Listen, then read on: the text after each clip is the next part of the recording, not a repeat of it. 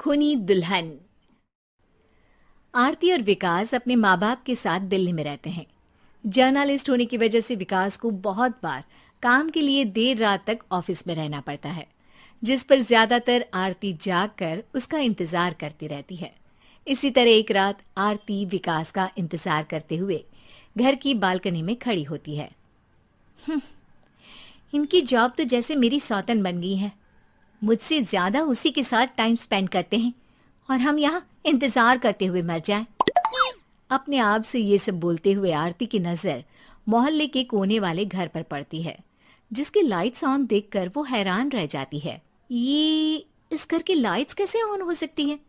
यहाँ तो सालों से कोई नहीं रहता। वो ये सोच ही रही होती है कि तभी उसे घर की खिड़की पर औरत की परछाई के साथ लाल चुन्नी दिखाई देती है, जिसे देख आरती डर से चिल्लाने लगती है। भूत! कोने वाले घर में भूत है! आरती की आवाज सुन उसके घर वालों के साथ मोहल्ले के लोग भी अपनी बालकनी में निकल आते हैं। अरे क्या हुआ? आधी रात में बावरों की तरह क्यों चिल्ला रही है? भूत! वहाँ भूत है! आरती की बात से सब उस घर की तरफ देखने लगते हैं, लेकिन वहाँ कुछ नहीं होता। भाभी जी, लगता है आपने सपना देखा होगा। मैं बालकनी में खड़ी होकर सोऊंगी क्या? बता रही हूँ, अपनी आंखों से देखा है। घर की लाइट्स ऑन थी और वहाँ किसी का साया भी था। अरे तुम अक्सर विकास भैया के इंतजार में देर रात तक जागती हो ना?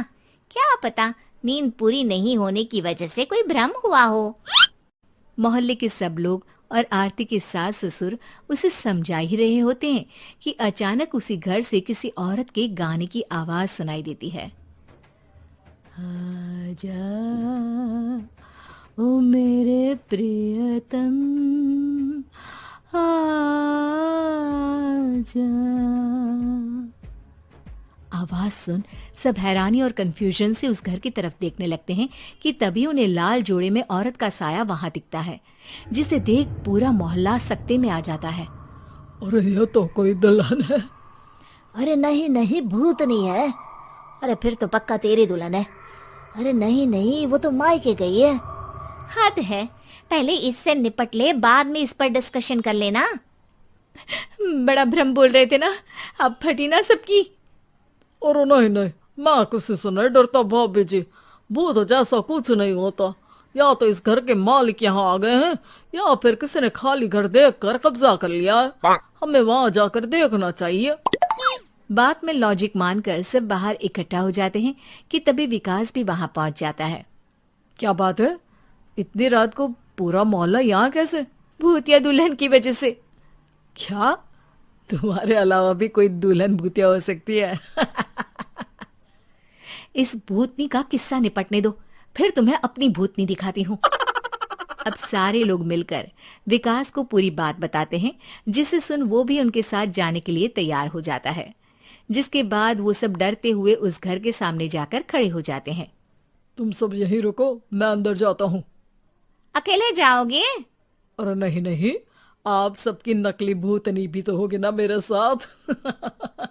कैसा मजाक कर रहा यार। रुक, मैं चलता हूँ साथ में। क्या मैं चलता हूँ? ये क्या गोवा घूमने जा रहे हैं जो मैं भी साथ चलता हूँ? कहीं नहीं जाओगे तुम, यहीं मेरे पास खड़े रहो। बहू सिचुएशन समझो। हाँ, घर जाकर सुना लेना। हे भगवान, मम्मी तुम किसकी मम्मी हो? ओ, इन्हें सब कुछ अभी करना है क्या? नहीं, यहाँ पंचायत बैठा देते हैं आपके परिवार के लिए। इस पर मामला शांत करके अब वो लोग इधर उधर से घर के अंदर झांकने की कोशिश करते हैं। उन्हें घर के अंदर लाल जोड़ा, सिंदूर और मंगलसूत्र के साथ चारों तरफ खून बिखरा हुआ दिखता है। इसे देखकर सबकी हवाइयां उड़ जाती है।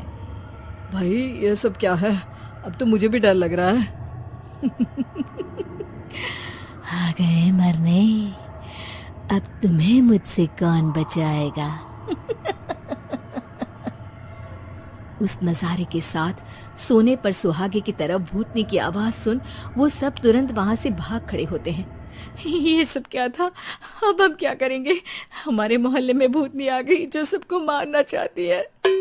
ओ भाभी जी, मैं फिर बोल रहा हूँ, भूतनी जैसा कुछ नहीं होता।